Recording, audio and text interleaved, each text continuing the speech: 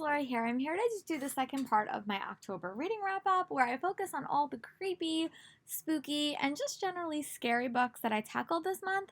I also finished like 4 or 5 other books that were in my previous video that I uploaded. So if you guys want to go check out those, go check those out. But let's get into it.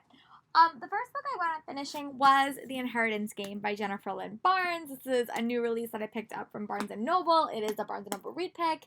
I have read everything by Jennifer Lynn Barnes in like a thrillery aspect. She has another series that I have to check out, but they're paranormal. That's not always my genre. But this book series was really, really good. It follows this girl named Avery Grams, and she has a little bit of a harder life. Her mom died. She's living with her half-sister. When she gets an unexpected, people unexpectedly find her and say that she's been gifted $1 million. She's become this heiress, and she has no idea why she's been given this money. She has no idea. She's not connected to this family, and the only stipulation is that she has to move in to this mansion in Fort Worth, Texas, and it completely transforms her life. And she's also kind of investigating the 4 boys that she's currently living with. It's definitely not a romance read first, but the 4 boys are very, very different, and I'm really liking them. It is a mix-up between Pretty Little Scandals, her first series, and The Paper Bag Princess, or the by Emerald Watt, that series. Definitely YA, so it's not as sexy as those books are, but it was really, really captivating. The mystery was super fun. I thought her character growth was really interesting. She was such a fun character to read from her point of view, and I wound up really liking it, and I wound up giving it 4.5 stars for review. I really am excited to see where book 2 goes, and it was just another really, really fun read and a great way to start off the month reading. This is the first book that I wound up tackling, I believe. And then the next book we are going to chat about is Eva Evergreen and the Semi-Magical Witch. Super cute. I wish I still had it, but I wound up giving it to a friend. But to me, and I have never read or watched Kiki's Delivery Service, seems like it's very similar to what I think Kiki's Delivery Service would be. It was also pitched as Kiki Delivery Service meets Arusha, which is a book that I read and I really, really liked. I actually read the sequel this month. I'm talking about it in this video in a little bit. But this follows a girl named Eva Evergreen, and she winds up going to a new town to kind of start her adventure as being a witch. She's not as powerful as her parents are. She has a little bit of a different magic system. She kind of goes to this town and kind of sets up as a semi-magical witch, which has like kind of semi-magical treatments where she uses to fix the town. She winds up getting a little fox as a guardian, and oh my goodness, it was adorable. And there is a weather storm that's kind of coming and it's going to kind of endanger this town, and she's kind of there to protect them. And she has to do, if she doesn't wind up succeeding in this, she gets her magic taken away, which is heartbreaking. But it was such a fun read, so charming. It was just like, I haven't come across many middle grade books where the character has magic and they're not good at it, or they're not a success off the bat. So then that was really interesting. It's kind of reminded me of some of the kids in my class, and I'm always kind of telling them lessons of like, if you're not good at something, you have to keep trying and it will get easier. And I thought that this book kind of did a really interesting way of kind of taking that path and kind of taking it forward.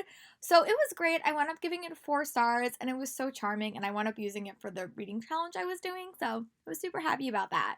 And then the next book that I wound up reading was Beetle. Oh, sorry. So, yeah.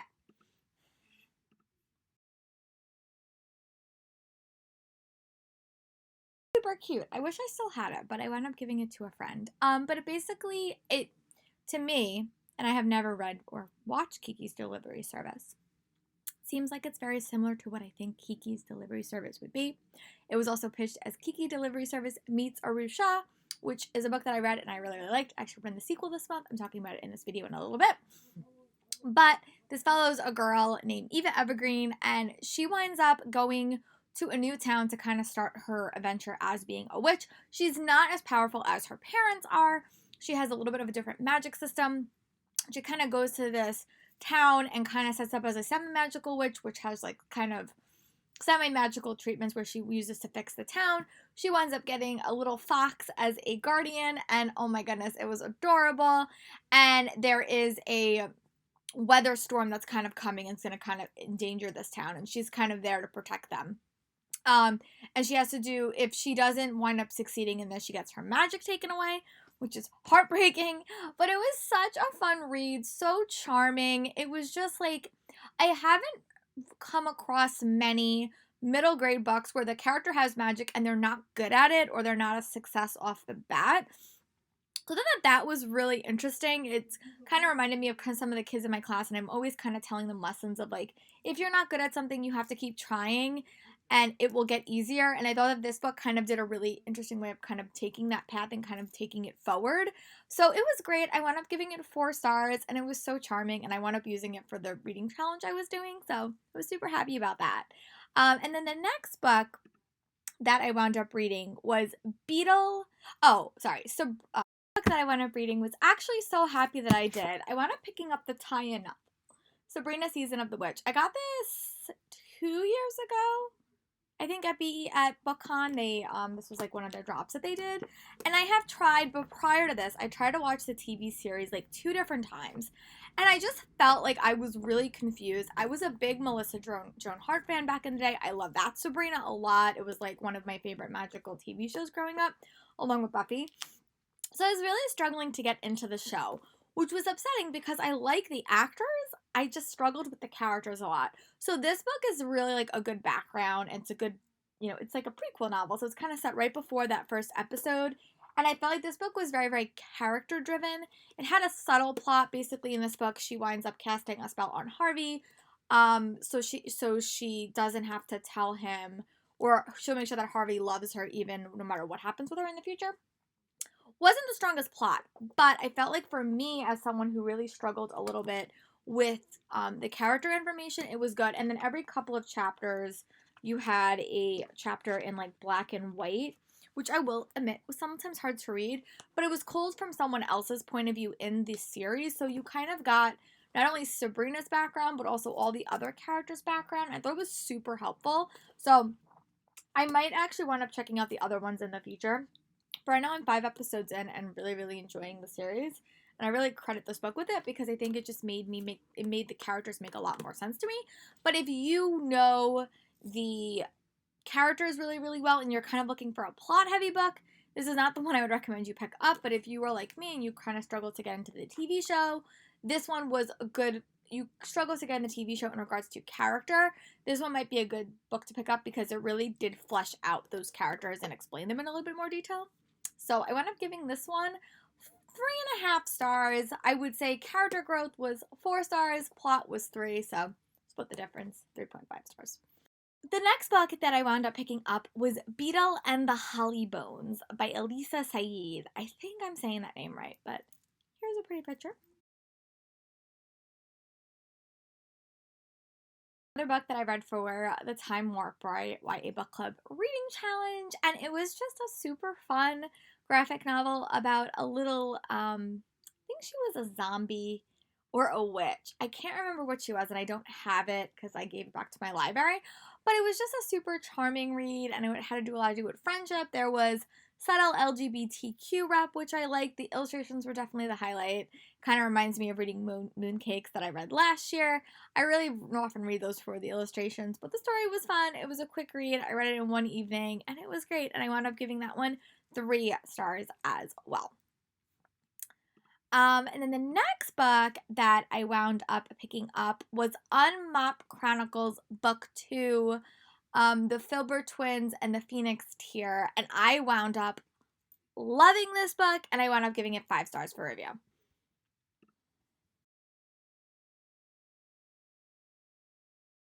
Hey guys, just popping in here to say I got the title wrong. It's The Unmap Chronicles, The Bixley Twins, and the Phoenix Tear.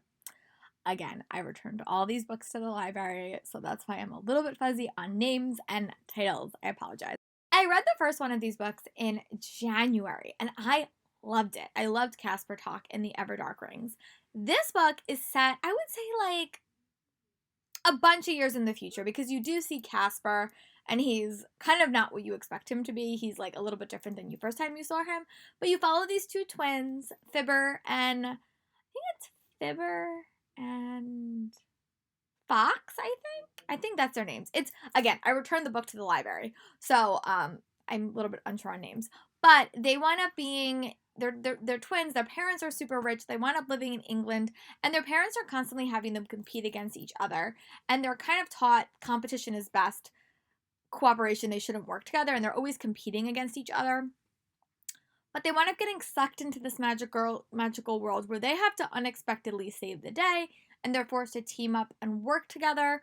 I love the world that they went to. I love the animals that they wound up like encountering. I love how this book really was focused on friendship, but also on sibling relationships and dynamics.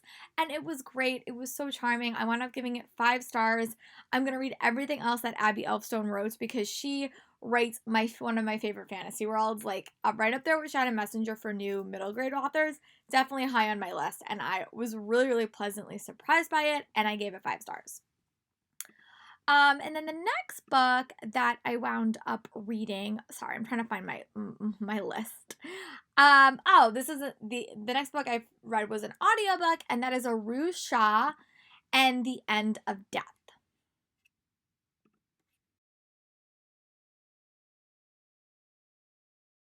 I'm a little bit tired today, if you cannot tell, but it's Arusha and the Song of Death. And I wound up listening to this audiobook and I wound up loving it. I wound up listening to the other one, I think earlier this year, and I read it and I was okay with it. But I actually definitely am going to definitely invest in reading the audiobooks for future reads because I love this one. I don't know if it was because we expanded our group circle. I don't know if the adventure was more interesting.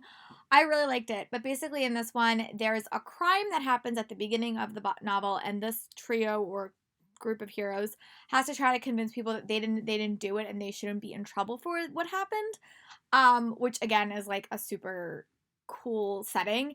I just love the Pandava world so much. I like that there is another Pandava in the story, and you also have another male lead, and I just love them. I love the group of these characters. I love what happened. I love how we dived into more of the Pandava myths.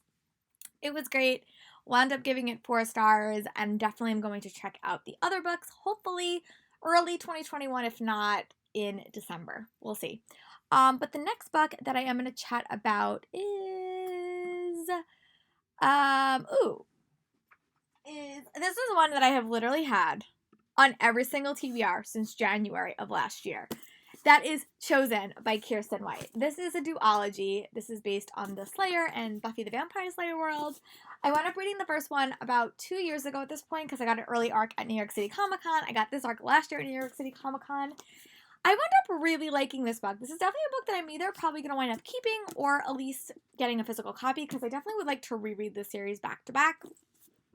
But it definitely sets in the aftermath of book 1, which leaves Nina in a very, very perilous position, and it just was great. I really like the character growth in this book. I really liked the plot.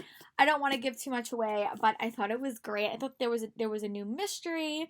There was other mysteries. There was character tie-ins from Buffy. One of my favorite characters made a final appearance in the series. It was great. I loved it. I wonder if we're going to get more books in this world, but it was just a really, really fun gang that we got to meet and a nice take in the Buffy Vampire Slayer world, and it just made me miss Buffy the Vampire Slayer a lot. And I wound up giving this one 4 stars for review. So happy that I wound up finally reading it. It was great. And in a week that I was really struggling to pick up something, this really killed my reading slump, which was nice. And the next book that I wound up reading was one that I struggled a little bit with, and I'll talk about this now, and that is The Invisible Library by Genevieve Cogman. Earlier in the week, I picked up the Library of the Unwritten that I wound up DNFing, but I really wanted to read this one. I've had this on my TBR for years, like years. I got this like the first Comic-Con I ever went to. And this follows a girl named Irene, and she's a professional spy that works for the mysterious library. And she winds up having to go on an adventure to get this book, and it kind of sends her on a bunch of different adventures. She has to go through the multiverse. I thought the world was super interesting. I like the characters, but the pacing and the plot I really struggled with, and I didn't feel as connected to the story as I wanted to. And it wasn't as fast of a read as I wanted it to be, but it was still enjoyable. So I wound up giving it 3 stars, and I just don't know if I'm going to pick up the second book now or in the future, but it was okay. It didn't wow me. I liked it more than the Library of the Unwritten, but it just wasn't my favorite.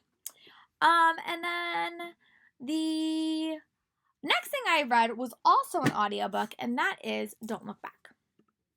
This is actually a reread for me. This is like one of the first ever thrillers I read, like way back when I started my booktube channel. And I went up reading this for the Time Warp by Book Club, and I loved my reread. I went in kind of knowing how the very end went, but not really remembering how we got there. So this book follows a girl named Sam, and at the start of this book, she's found walking on the side of the road. She has no shoes on. She looks like she's been bloodied and no memory not only of what happened to her but also of her whole life. Like, she has no idea who she is as a person, no idea who her parents are, anything. And it's also revealed that she went missing with her best friend, and she has no idea what happened to her best friend. But it's really interesting. This book is so interesting because she really doesn't know who she is, and she starts to realize that maybe she wasn't the best person in her previous life, and also dealing with all that anxiety and stress. She's also trying to figure out what happened to her, and she's getting flashes, and it has maybe like a paranormal twist to it. It was great. I really loved it. Such a solid mystery. I know she wrote a couple of other mystery books like later in her career that I definitely want to add to my TBR. But this one still stand up, and I would still give it like a 4.5 stars for review. I thought it was great. Definitely like early 2000s read. I don't know when it came out, but you could definitely tell like it's a little bit dated. But I wound up liking Sam as a character. I like the romance that developed, and the mystery was still solid and still perfect. So definitely fun read. And the last book that I just wound up finishing last night was A Forest of Souls by Lori M. Lee. I wound up picking this up purely for the cover, and it had a creepy forest as the setting. But you follow this girl named Saoirse, and she winds up going with her best friend on an unexpected errand that leads to her best friend's death. And due to that thing, she winds up realizing she has unexpected powers, and she can bring her best friend back to the back to life, which she did not know she could do. And that kind of sets her path going forward. It was a really interesting read. I love the world building. I love the characters. I love that this book really was focused on female friendship and the importance of it. It was not a romance heavy read.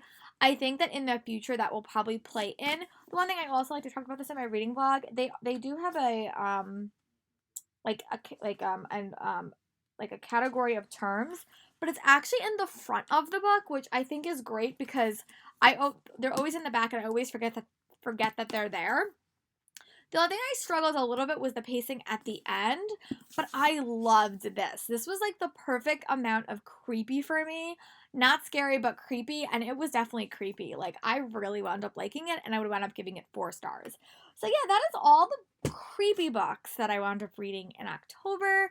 I hope that you guys were able to tackle some creepy reads yourself, and I'll talk to you for my November wrap-up. Bye, guys. Be sure to tell me in the comments what are some fun books you tackled this month, and I'll talk to you guys later.